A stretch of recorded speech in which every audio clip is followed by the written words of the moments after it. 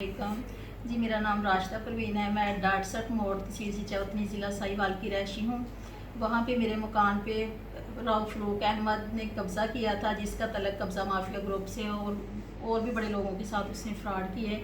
तो उसने मेरे घर और उसके सामान पे कब्ज़ा कर लिया था। मैं दर बदर की ठोकरें खा रही थी तकरीबन 1 साल।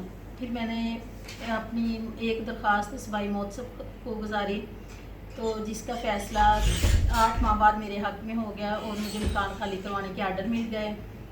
तो वो आदमी फिर मेरे आर्डर के ख़िलाफ़ हाई कोर्ट में गया। हाई कोर्ट ने भी उसके फ़ैसले को रिजेक्ट कर दिया। उसने जो पिटीशन दायर की थी उसको खारिज कर दिया।